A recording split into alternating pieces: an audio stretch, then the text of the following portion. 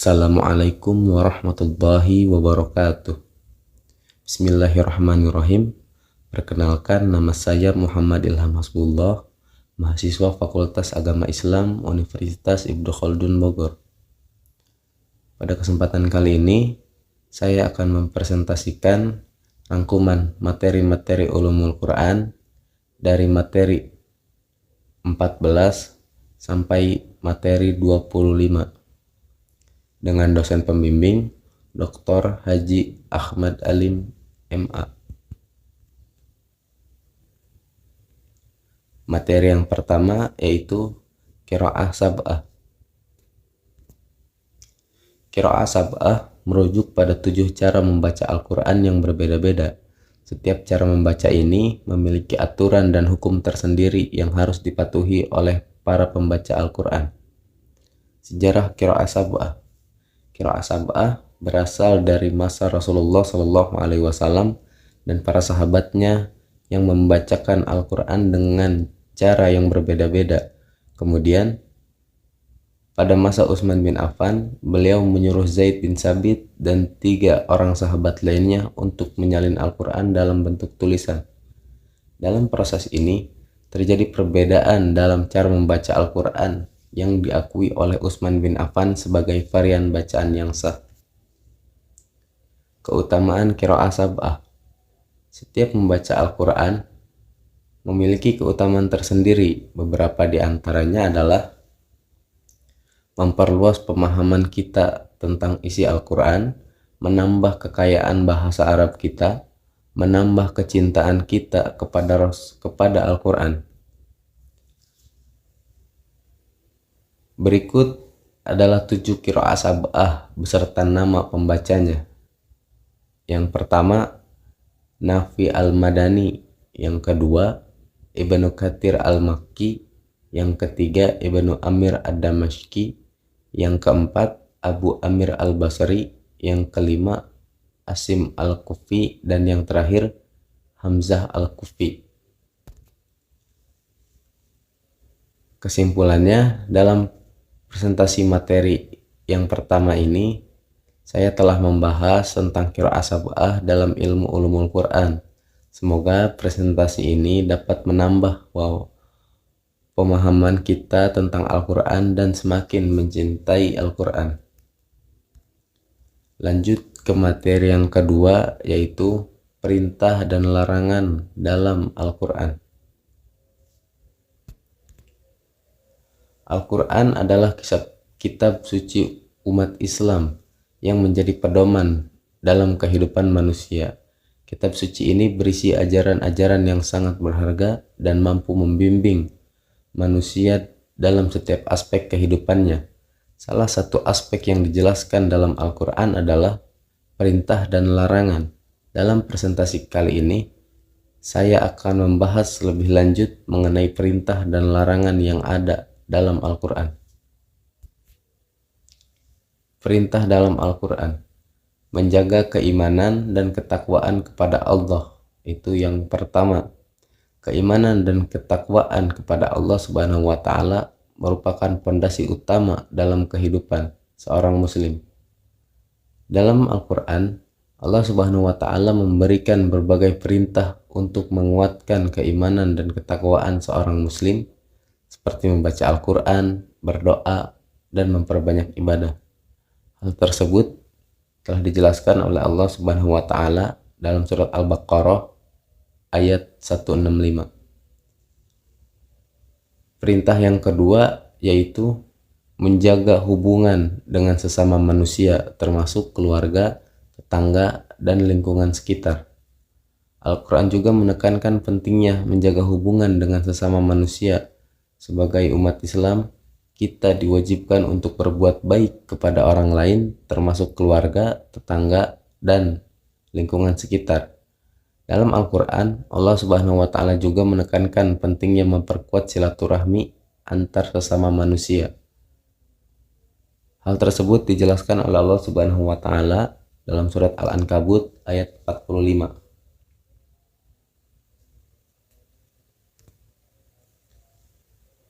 Poin yang ketiga, yakni menjalankan ibadah seperti sholat, puasa, zakat, dan haji. Ibadah merupakan wujud penghambaan seorang muslim kepada Allah Subhanahu wa taala. Dalam Al-Qur'an, Allah Subhanahu wa taala memberikan perintah untuk menjalankan ibadah seperti sholat, puasa, zakat, dan haji. Dengan menjalankan ibadah, kita dapat memperkuat keimanan dan ketakwaan kepada Allah Subhanahu wa taala. Hal tersebut dijelaskan oleh Allah Subhanahu wa taala dalam surat Al-Baqarah ayat 43. Perintah yang keempat yaitu berbuat baik kepada sesama manusia, termasuk membantu orang yang membutuhkan dan berperilaku sopan santun. Berbuat baik kepada sesama manusia juga menjadi perintah dalam Al-Quran.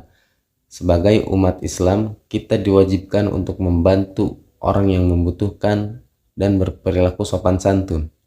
Dalam Al-Quran, Allah Subhanahu wa taala juga menekankan pentingnya bersikap adil dan bijaksana dalam berinteraksi dengan sesama manusia. Hal tersebut dijelaskan oleh Allah Subhanahu wa taala dalam surat Al-Isra ayat 24 sampai ayat 22 sampai 24. Larangan dalam Al-Quran. Larangan yang pertama di dalam Al-Quran, 1. Tidak menyekutukan Allah dengan siapapun atau apapun. Menyekutukan Allah Subhanahu wa taala dengan apapun atau siapapun merupakan larangan yang sangat ditekankan dalam Al-Quran. Sebagai umat Islam, kita diwajibkan untuk menegaskan Allah Subhanahu wa taala sebagai satu-satunya Tuhan yang patut disembah. Hal tersebut dijelaskan oleh Allah Subhanahu wa taala dalam surat Al-Ankabut ayat 41. Larangan yang kedua, tidak berbuat dosa seperti mencuri, berzina, dan memakan riba. Al-Quran juga memberikan larangan untuk tidak melakukan perbuatan dosa seperti mencuri, berzina, dan memakan riba. Sebagai umat Islam, kita harus menghindari perbuatan dosa dan menjauhi segala bentuk kemaksiatan. Hal tersebut dijelaskan oleh Allah Subhanahu wa taala dalam surat Al-Maidah ayat 31. Larangan yang ketiga yaitu tidak berperilaku buruk seperti memfitnah, menghasut, dan melakukan kekerasan. Berperilaku buruk seperti memfitnah, menghasut, dan melakukan kekerasan juga menjadi larangan dalam Al-Quran. Sebagai umat Islam, kita harus menjauhi perilaku buruk dan berusaha untuk selalu melakukan perbuatan baik. Hal tersebut dijelaskan oleh Allah Subhanahu wa taala dalam surat Al-Hujurat ayat 12. Larangan yang keempat, tidak mengonsumsi makanan yang diharamkan seperti babi dan minuman keras. Dalam Al-Quran, Allah Subhanahu wa taala juga memberikan larangan untuk tidak mengonsumsi makanan yang diharamkan seperti babi dan minuman keras. Sebagai umat Islam, kita harus menghindari makanan dan minuman yang diharamkan agar tetap sehat dan terjaga keimanan dan ketakwaan kita kepada Allah Subhanahu wa taala. Hal tersebut dijelaskan oleh Allah Subhanahu wa taala dalam surat Al-Baqarah ayat 173. Kesimpulan, perintah dan larangan dalam Al-Quran bertujuan untuk memperbaiki kehidupan manusia dan menciptakan kebahagiaan di dunia dan di akhirat. Sebagai umat Islam, kita harus mengamalkan perintah dan menjauhi larangan dalam Al-Quran agar dapat meraih kebahagiaan yang sejati di dunia dan di akhirat. Materi yang ketiga yakni sejarah tafsir. Tafsir adalah salah satu disiplin ilmu dalam agama Islam yang mempelajari tentang penafsiran Al-Quran dan hadis. Sejarah tafsir sendiri memiliki perjalanan yang panjang dalam perkembangan Islam. Sejak zaman Rasulullah SAW memulai penyampaian ayat-ayat Al-Quran, para sahabatnya telah memahami dan menafsirkan Al-Quran secara langsung dari Rasulullah SAW. Selain itu, para tabi'in juga turut melakukan tafsir Al-Quran dan sejak saat itu tafsir telah menjadi disiplin ilmu yang penting dalam agama Islam. Awal mula tafsir. Tafsir pertama kali dilakukan oleh Nabi Muhammad SAW dan para sahabatnya yang memahami dan menafsirkan Al-Quran secara langsung dari Rasulullah. Pada masa itu, para sahabat bertanya langsung kepada Nabi Muhammad SAW terkait arti dari ayat-ayat Al-Quran yang masih belum dipahami. Mereka juga mendapatkan penjelasan dari Nabi Muhammad SAW terkait konteks-konteks ayat Al-Quran tersebut. Selain itu, para tabi'in juga turut melakukan tafsir Al-Quran. Mereka menuliskan penafsiran mereka dalam bentuk berbagai riwayat yang kemudian menjadi salah satu rujukan dalam memahami ayat-ayat Al-Quran. Perkembangan tafsir. Pada masa pemerintahan Bani Umayyah dan Abbasiyah, tafsir berkembang pesat. Para ulama mulai menulis kitab-kitab tafsir dengan berbagai metode dan pendekatan. Beberapa di antaranya adalah Tafsir 1. Tafsir beriwayah. Metode ini mengacu pada penafsiran yang didasarkan pada riwayat-riwayat para sahabat dan tabi'in yang berkaitan dengan ayat-ayat tertentu. Kitab-kitab tafsir yang menggunakan metode ini antara lain adalah Tafsir Ibnu Jarir At-Tabari dan Tafsir Ibnu Katsir. Yang kedua, Tafsir Bil Ma'thur. Metode ini mengacu pada penafsiran yang didasarkan pada hadis-hadis yang berkaitan dengan ayat-ayat tertentu. Kitab-kitab tafsir yang menggunakan metode ini antara lain adalah Tafsir Al-Qurtubi dan Tafsir Al-Baghawi. Yang ketiga, Tafsir Bil Ra'. Metode ini mengacu pada penafsiran yang didasarkan pada pemahaman dan pendapat para ulama terkait ayat-ayat tertentu. Kitab tafsir yang menggunakan metode ini antara lain Tafsir Jalalain dan Tafsir At-Tabari.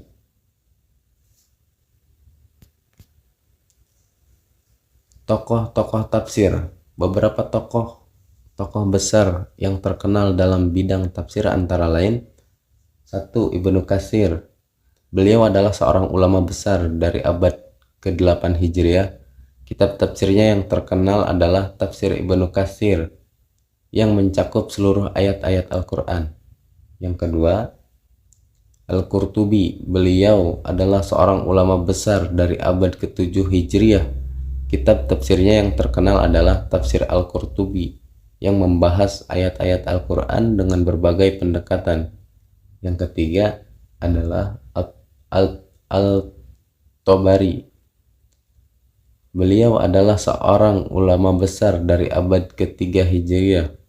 Kitab tafsirnya yang terkenal adalah Tafsir Al-Tabari yang memberikan penjelasan rinci terkait ayat-ayat Al-Quran. Tokoh yang keempat, Al-Baghawi. Beliau adalah seorang ulama besar dari abad 6 Hijriah. Kitab tafsirnya yang terkenal adalah Tafsir Al-Baghawi yang memberikan penjelasan terkait ayat-ayat Al-Quran dengan pendekatan linguistik. Tokoh yang kelima, Ar-Razi. Beliau adalah seorang ulama besar dari abad ke-6 Hijriah. Hingga tafsirnya yang terkenal adalah Tafsir Ar-Razi yang memberikan penjelasan terkait ayat-ayat Al-Quran dengan pendekatan filosofis. Metode tafsir. Beberapa tokoh besar yang terkenal dalam bidang tafsir antara lain Tafsir Bil Ma'thur. Metode ini mengacu pada penafsiran yang didasarkan pada hadis, riwayat, dan pendapat para sahabat dan tabi'in. Metode ini dianggap sebagai metode yang paling otentik dalam melakukan tafsir. Metode yang kedua, Tafsir Bil Ra'i. Metode ini mengacu pada penafsiran yang didasarkan pada pemahaman dan pendapat para ulama terkait ayat-ayat tertentu. Metode ini dianggap sebagai metode yang paling subjektif dalam melakukan tafsir. Metode yang ketiga, tafsir bil ijtihad. Metode ini mengacu pada penafsiran yang dilakukan dengan menggunakan ijtihad atau usaha untuk memahami ayat-ayat tertentu dengan mengacu pada dalil-dalil Al-Quran dan hadis. Metode tafsir yang keempat, tafsir bil dirayah. Metode ini mengacu pada penafsiran yang dilakukan dengan menggunakan dalil-dalil Al-Quran dan hadis dengan berbagai metode ilmiah seperti linguistik, sejarah, dan lain sebagainya. Metode yang kelima, tafsir bil maqasid.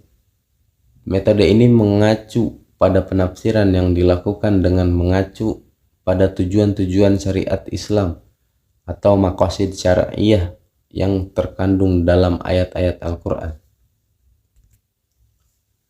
Kesimpulan, sejarah tafsir menunjukkan bahwa tafsir merupakan bagian penting dalam memahami Al-Quran dan hadis. Perkembangan tafsir dari masa ke masa menunjukkan bahwa tafsir terus berkembang dan semakin menjadi ilmu yang mendalam dan kompleks. Dalam melakukan tafsir, terdapat berbagai metode dan pendekatan yang dapat digunakan, tergantung pada konteks ayat-ayat Al-Quran dan hadis yang hendak ditafsirkan.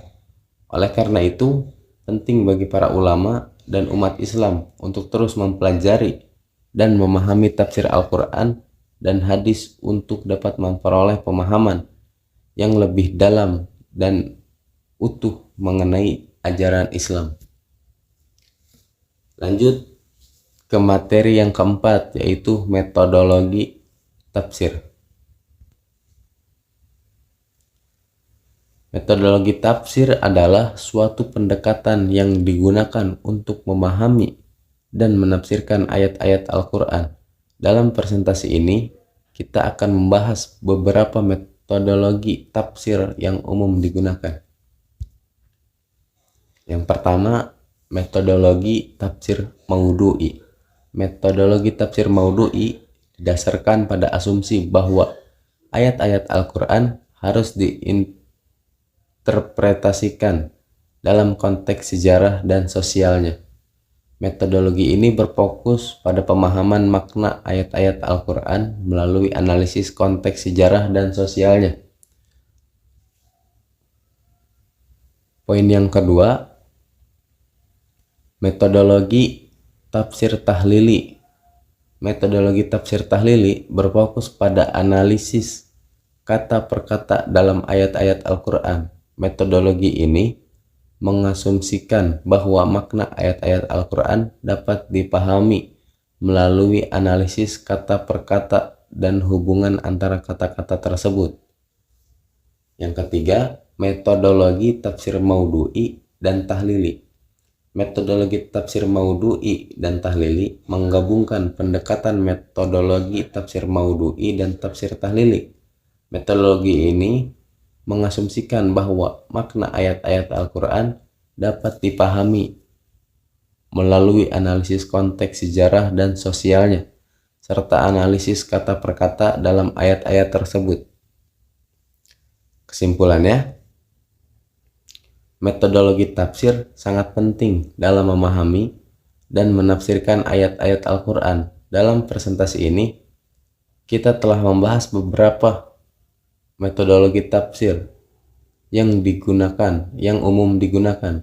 Setiap metodologi memiliki kelebihan dan kelemahan masing-masing, dan penting bagi kita untuk memahami dan menggunakan metodologi yang tepat dalam memahami ayat-ayat Al-Quran.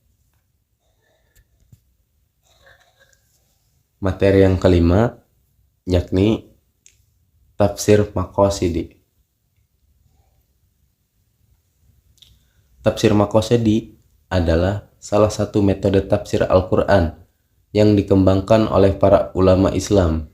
Metode ini berfokus pada penjelasan makna kata-kata dalam Al-Quran dengan mempertimbangkan konteks dan tujuan penggunaan kata tersebut. Tujuan dari tafsir maqasidi adalah untuk memberikan pemahaman yang lebih mendalam terhadap Al-Quran. Metode tafsir maqasidi dan contohnya.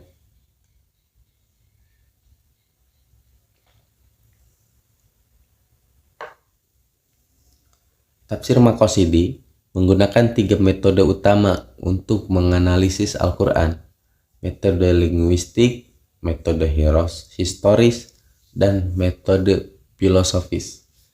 Metode linguistik digunakan untuk mendefinisikan makna kata-kata dalam Al-Quran. Metode historis digunakan untuk memahami konteks sejarah dan budaya pada saat Al-Quran diturunkan. Dan metode filosofis digunakan untuk mengidentifikasi tujuan dan makna yang lebih dalam dari ayat-ayat Al-Quran. Salah satu contoh tafsir maqasidi adalah pada surat Al-Baqarah ayat 177, di mana kata bir digunakan untuk menggambarkan kewajiban seorang muslim untuk berbuat baik. Menurut tafsir maqasid, kata bir memiliki makna yang lebih luas daripada sekadar berbuat baik, tetapi juga meliputi kepatuhan terhadap Allah Subhanahu wa Ta'ala dan menjaga hubungan baik dengan sesama manusia. Contoh lain dari tafsir maqasid terdapat pada surat Al-Hujurat ayat 13, di mana kata takwa digunakan untuk menggambarkan takut kepada Allah.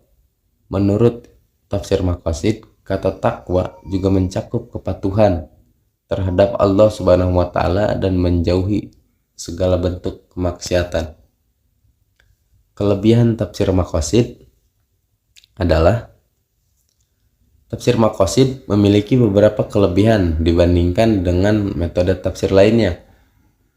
Kelebihan yang pertama, tafsir maqasid mampu menjelaskan makna kata secara tepat dengan mempertimbangkan konteks dan tujuan penggunaannya. Kedua, tafsir maqasid memberikan penjelasan kontekstual yang membantu memahami makna Al-Quran dengan lebih baik. Kelebihan yang ketiga, tafsir maqasid mampu menghindari kesalahan tafsir yang sering terjadi pada metode tafsir lainnya karena menggunakan pendekatan yang lebih holistik dan terintegrasi. Kesimpulannya, tafsir maqasid merupakan metode tafsir Al-Quran yang penting karena mampu memberikan pemahaman yang lebih mendalam terhadap Al-Quran dan memperkaya ilmu agama Islam. Melalui penggunaan 3 metode utama, yaitu metode linguistik, metode historis, dan metode filosofis, tafsir maqasid mampu menjelaskan makna kata-kata dalam Al-Quran secara tepat, memberikan penjelasan kontekstual, dan menghindari kesalahan tafsir. Materi yang keenam yakni infiltrasi tafsir. Infiltrasi tafsir adalah proses penyaringan dan seleksi terhadap tafsir yang tidak akurat atau tidak jelas sehingga hanya tafsir yang benar dan jelas yang diterima. Tahapan infiltrasi Al-Quran. 1. Pengumpulan tafsir dari berbagai sumber. Tafsir Al-Quran dapat ditemukan dalam berbagai literatur seperti kitab tafsir, buku-buku tafsir, dan website-website tafsir. Yang kedua, pengumpulan tafsir dari berbagai sumber diperlukan agar dapat membandingkan dan memilih tafsir yang paling benar dan jelas. Tahap yang kedua yaitu penentuan kriteria seleksi tafsir yang akan diterima. Kriteria seleksi tafsir dapat ditentukan berdasarkan konsistensi tafsir dengan ayat-ayat lain di dalam Al-Quran, kesesuaian tafsir dengan konteks sejarah dan sosial ayat, kesesuaian tafsir dengan prinsip-prinsip akidah Islam, dan kejelasan bahasa dan pengertian dalam tafsir. Penentuan kriteria Seleksi tafsir yang jelas dan akurat sangat penting karena akan mempengaruhi hasil akhir dari infiltrasi tafsir. Tahap yang ketiga, evaluasi tafsir yang tidak sesuai dengan kriteria seleksi. Tafsir yang tidak sesuai dengan kriteria seleksi harus dievaluasi secara kritis untuk menentukan apakah tafsir tersebut benar atau tidak. Evaluasi tafsir yang tidak sesuai dengan kriteria seleksi dapat dilakukan dengan membandingkan tafsir tersebut dengan ayat-ayat lain di dalam Al-Quran dan dengan prinsip-prinsip akidah Islam. Tahap yang keempat, penolakan tafsir yang tidak memenuhi kriteria seleksi. Tafsir yang tidak memenuhi kriteria seleksi harus ditolak karena tafsir tidak sesuai dengan prinsip-prinsip akidah Islam, dapat menimbulkan kesalahpahaman dan kerancuan dalam memahami ayat Al-Quran. Tahap yang kelima, pemilihan tafsir yang memenuhi kriteria sosial. Setelah dilakukan evaluasi dan penolakan terhadap tafsir yang tidak sesuai dengan kriteria. Kriteria seleksi tafsir. 1. Konsistensi tafsir dengan ayat-ayat lain di dalam Al-Quran. Suatu tafsir harus konsisten dengan ayat-ayat lain di dalam Al-Quran, karena Al-Quran adalah satu kesatuan yang utuh dan konsisten. Tafsir yang tidak konsisten dengan ayat-ayat lain di dalam Al-Quran dapat menimbulkan kesalahpahaman dan kerancuan dalam memahami ayat Al-Quran. Yang kedua, kesesuaian tafsir dengan konteks sejarah dan sosial ayat.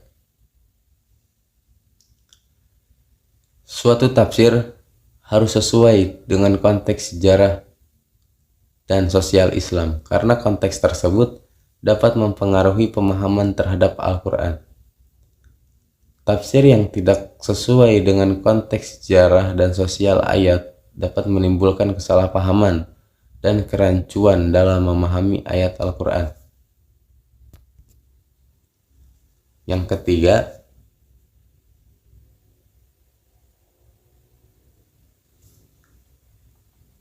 kesesuaian tafsir dengan prinsip-prinsip akidah Islam.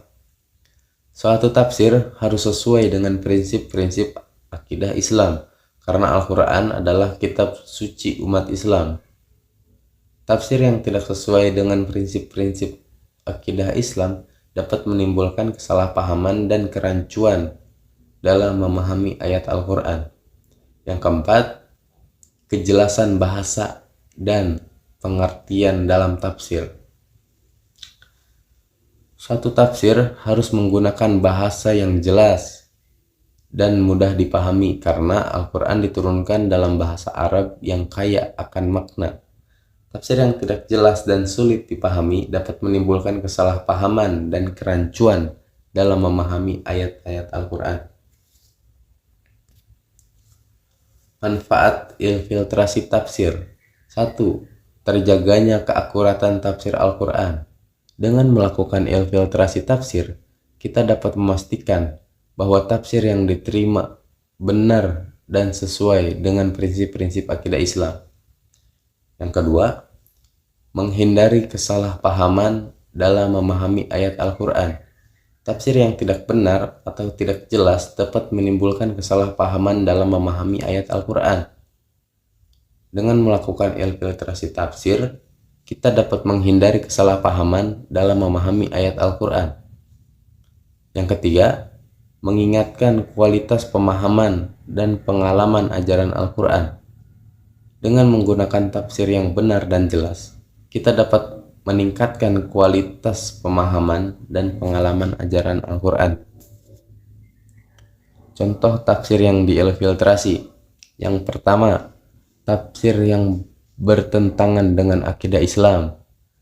Tafsir yang bertentangan dengan prinsip-prinsip akidah Islam harus ditolak dalam infiltrasi tafsir. Tafsir yang hanya berdasarkan opini pribadi tanpa dasar yang kuat. Tafsir yang hanya berdasarkan opini pribadi tanpa dasar yang kuat dapat menimbulkan kesalahpahaman dan kerancuan dalam memahami ayat Al-Quran. Tafsir seperti ini harus dievaluasi secara kritis dan ditolak jika tidak sesuai dengan kriteria seleksi.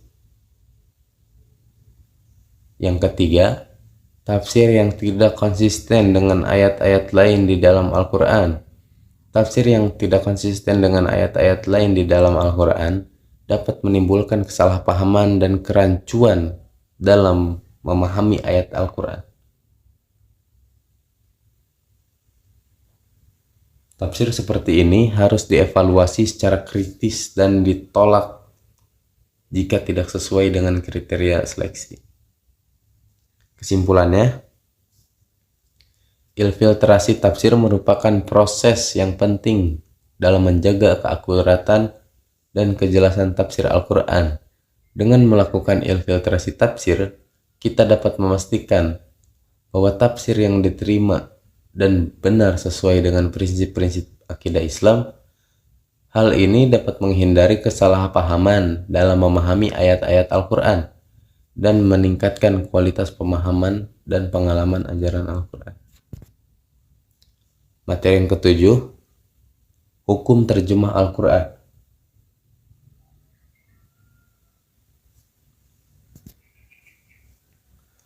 Al-Quran adalah kitab suci bagi umat muslim yang berisi ajaran Islam yang harus diikuti oleh umatnya. Namun, bagi sebagian orang yang tidak memahami bahasa Arab, seringkali mengalami kesulitan dalam memahami makna dari teks Al-Quran.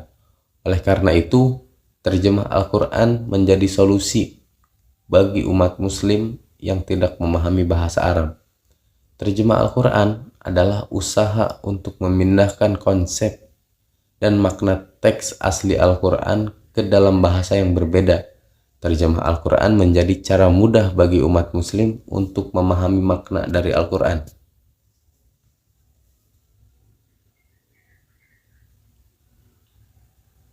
Hukum terjemah Al-Quran. Mayoritas ulama membolehkan terjemah Al-Quran. Terjemah Al-Quran memudahkan umat muslim memahami ajaran Islam yang terkandung dalam Al-Quran. Namun, terjemah Al-Quran tidak dapat menggantikan posisi Al-Quran asli dalam bahasa Arab. Selain itu, terjemah Al-Quran tidak dapat dijadikan rujukan dalam masalah hukum Islam. Hal ini disebabkan karena terjemah tidak dapat menangkap keseluruhan makna dan konteks ayat. Poin yang kedua, keuntungan terjemah Al-Quran. Meskipun terdapat beberapa keterbatasan dalam penggunaan terjemah Al-Quran, terjemah Al-Quran memiliki manfaat bagi umat muslim. Beberapa manfaat dari terjemah Al-Quran adalah memudahkan umat muslim yang tidak memahami bahasa Arab untuk memahami makna Al-Quran dan memperluas penyebaran dan pemahaman Al-Quran di seluruh dunia. Contoh terjemah Al-Quran. Terjemah Al-Quran tersedia dalam banyak bahasa di seluruh dunia, antara lain dalam bahasa Indonesia, bahasa Inggris,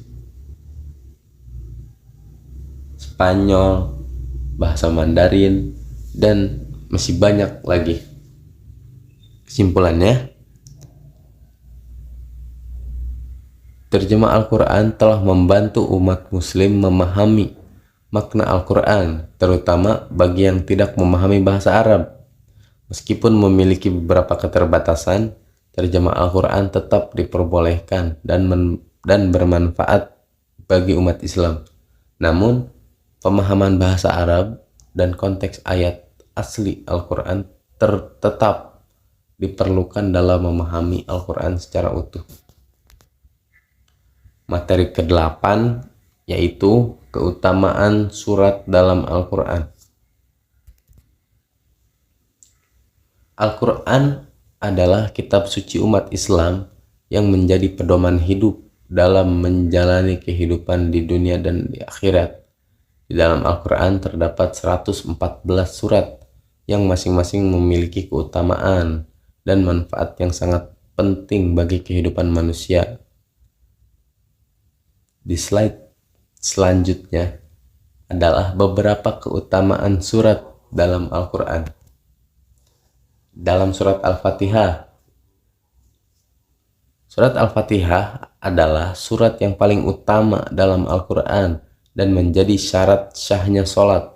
Surat ini juga disebut dengan Ummul Kitab karena menjadi inti dari seluruh Al-Quran.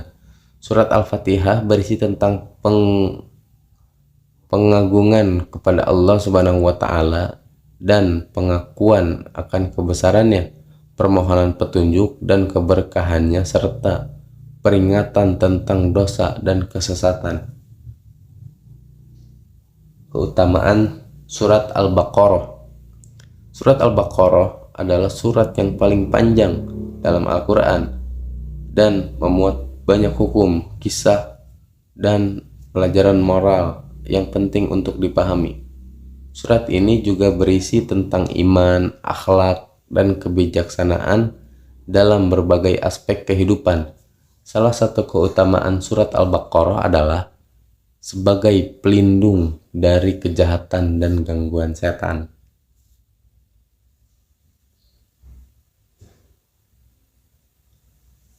Keutamaan surat Yasin. Surat Yasin adalah surat yang paling banyak dibaca di antara surat-surat lainnya. Surat ini memiliki keutamaan sebagai pembuka pintu rezeki dan penghapus kesulitan. Selain itu, surat Yasin juga berisi tentang pengagungan kepada Allah, keajaiban ciptaannya, dan peringatan tentang hari kebangkitan. Keutamaan surat Ar-Rahman. Surat Ar-Rahman adalah surat yang penuh dengan ungkapan syukur dan pengagungan kepada Allah. Surat ini juga berisi tentang nikmat-nikmat yang diberikan Allah kepada manusia dan peringatan tentang hari kiamat. Salah satu keutamaan surat Ar-Rahman adalah sebagai obat penyembuh hati dan penghilang kesedihan.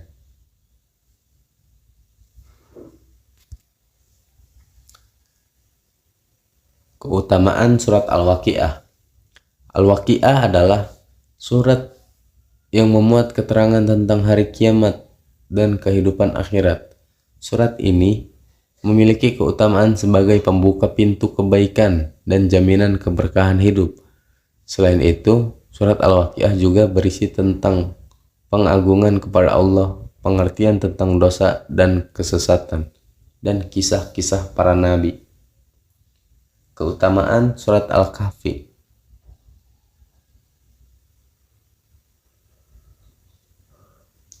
Surat Al-Kahfi adalah surat yang mengandung pelajaran tentang iman, ujian, dan kesabaran.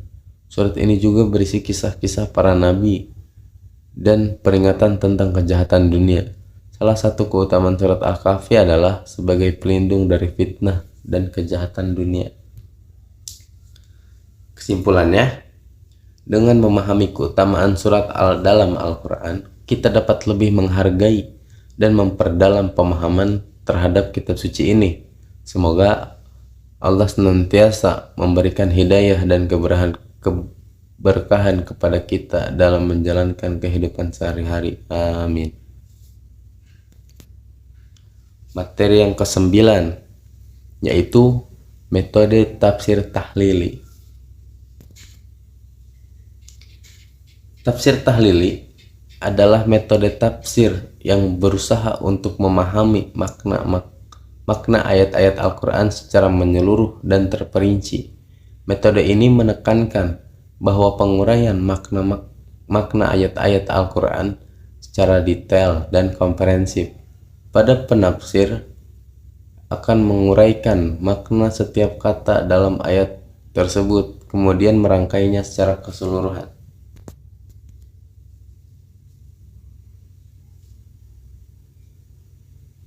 Langkah-langkah tafsir tahlili.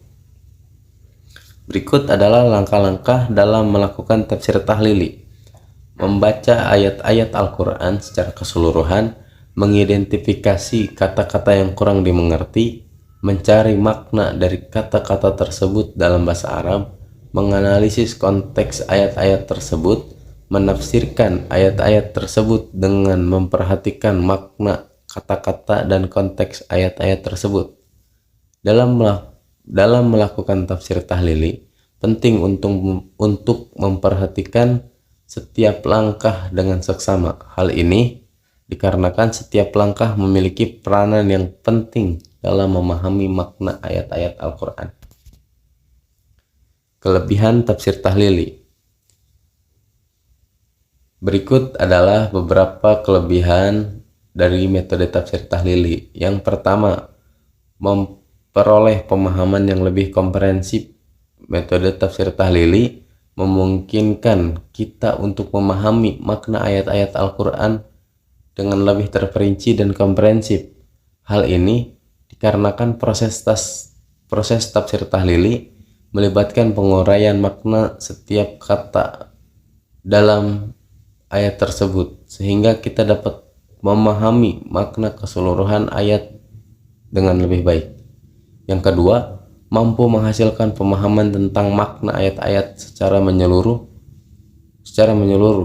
Metode tafsir tahlili tidak hanya memfokuskan pada penguraian makna setiap kata dalam ayat tersebut, tetapi juga memperhatikan konteks ayat-ayat tersebut. Dengan demikian, metode ini dapat menghasilkan pemahaman tentang makna-makna ayat secara menyeluruh. Yang ketiga, mampu menghindari kesalahan dalam memahami makna ayat-ayat dalam melakukan tafsir tahlili. Para penafsir harus memperhatikan dengan sesama setiap langkah dalam proses tafsir. Hal ini dapat menghindari kesalahan dan memahami makna ayat-ayat Al-Quran. Contoh tafsir tahlili. Berikut adalah contoh tafsir tahlili dari surat Al-Fatihah. Segala puji bagi Allah, Tuhan semesta alam, yang maha pemurah lagi maha penyayang, yang menguasai di hari pembalasan. Hanya Engkaulah yang akan kami sembah, dan hanya kepadamulah kami memohon pertolongan. Tunjukilah kami jalan yang lurus. Dalam tafsir tahlili, ayat-ayat tersebut akan diuraikan secara detail dan komprehensif dengan memperhatikan makna kata-kata serta konteks ayat-ayat tersebut. Kesimpulannya, metode tafsir tahlili adalah salah satu metode tafsir yang penting dalam memahami makna ayat-ayat Al-Quran dengan lebih komprehensif dan terperinci. Dengan menggunakan metode ini, kita dapat memperoleh pemahaman yang lebih baik tentang makna ayat-ayat Al-Quran dan menghindari kesalahan dalam memahaminya. Oleh karena itu, metode tafsir tahlili sangat direkomendasikan untuk digunakan oleh umat muslim dalam memahami makna ayat-ayat Al-Quran. Materi yang ke-10 yaitu Israiliyat. Israiliyat adalah istilah yang mengacu pada cerita-cerita dan legenda-legenda tentang Bani Israel yang tidak didasarkan pada sumber-sumber Islam. Cerita-cerita ini berasal dari tradisi Yahudi, Kristen, dan meliputi berbagai mitos dan legenda yang berkembang dalam masyarakat Arab pra-Islam. Israiliyat muncul di kalangan umat Islam pada zaman pemerintahan Umayyah ketika ada upaya untuk memperkuat dan menegaskan keabsahan pemahaman Islam dengan menggantikannya dengan cerita-cerita Bani Israel. Namun, penggunaan Israiliyat dalam Islam telah dipertanyakan oleh berbagai ulama dan aktivis Islam. Israiliyat dalam tafsir. Tafsir adalah cabang ilmu keagamaan Islam yang membahas pemahaman atas teks suci Al-Quran. Dalam tafsir, penggunaan Israiliyat menjadi topik kontroversial karena penggunaannya untuk menjelaskan teks suci Al-Quran.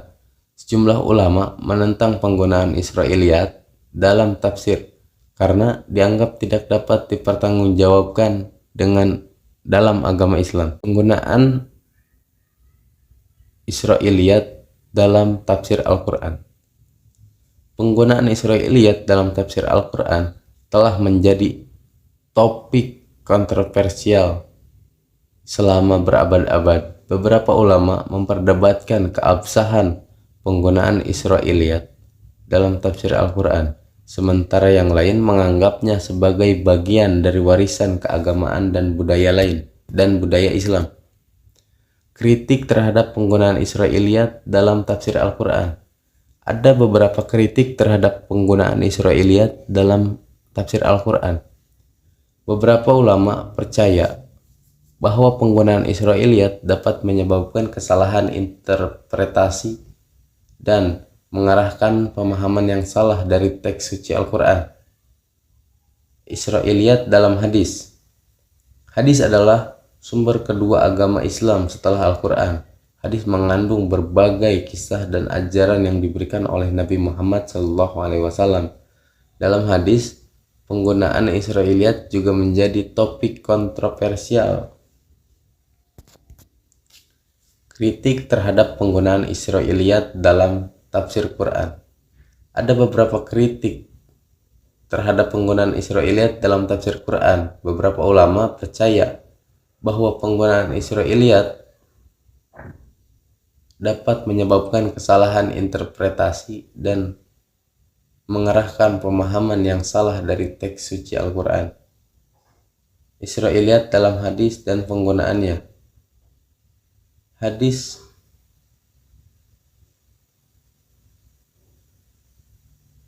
adalah sumber kedua agama Islam setelah Al-Quran. Hadis mengandung berbagai kisah dan ajaran yang diberikan oleh Nabi Muhammad SAW. Dalam hadis, penggunaan Israiliyat juga menjadi topik kontroversial. Penggunaan Israiliyat dalam hadis seringkali dianggap sebagai cara untuk memperkuat validitas hadis dan menjelaskan makna dari teks hadis itu tersendiri. Beberapa ulama mempertanyakan penggunaan Israiliyat dalam hadis karena dianggap tidak dapat dipertanggungjawabkan dalam agama Islam. Kritik terhadap penggunaan Israiliyat dalam tafsir hadis. Kritik terhadap penggunaan Israiliyat dalam hadis juga sering muncul. Beberapa ulama percaya bahwa penggunaan Israiliyat dalam hadis dapat menyebabkan kesalahan interpretasi dan mengarahkan pemahaman yang salah dari teks hadis. Israiliyat dalam sejarah Islam dan pengaruhnya. Israiliyat juga memiliki pengaruh dalam sejarah Islam. Sejak awal Islam, umat Muslim di Arab telah terkena pengaruh dari cerita-cerita Bani Israel. Pengaruh ini terlihat dalam berbagai tradisi dan budaya Islam yang berkembang di seluruh dunia. Pengaruh Israiliyat dalam sejarah Islam sangat besar. Pengaruh ini terlihat dalam berbagai aspek kehidupan Muslim, mulai dari seni dan arsitektur hingga sastra dan politik. Kritik terhadap pengaruh Israiliyat dalam sejarah Islam.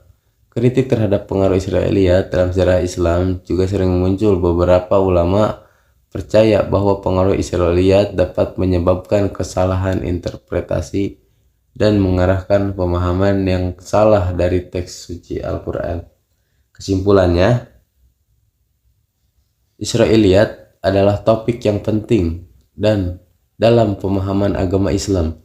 Presentasi ini telah membahas pengertian dan sejarah munculnya Israiliyat, penggunaan Israiliyat dalam tafsir Al-Quran dan hadis, pengaruh Israiliyat dalam sejarah Islam, serta kritik terhadap penggunaan dan pengaruh Israiliyat dalam agama Islam. Oleh karena itu, penting bagi umat Islam untuk memahami konsep Israiliyat agar dapat memahami agama mereka secara lebih baik. Materi yang 11 yaitu keutamaan ilmu dalam Al-Quran. Ilmu dalam Al-Quran sangatlah penting dan memiliki keutamaan yang tinggi. Berikut adalah beberapa keutamaan ilmu dalam Al-Quran. Yang pertama, mendekatkan diri kepada Allah. Ilmu dalam Al-Quran dapat membantu kita untuk mendekatkan diri kepada Allah. Dengan mempelajari Al-Quran, kita dapat memahami pesan-pesan yang terkandung di dalamnya dan mengaplikasikannya dalam kehidupan sehari-hari. Dalam Al-Quran, Allah memerintahkan umat manusia untuk mengikuti ajarannya dan mengamalkannya dalam kehidupan sehari-hari.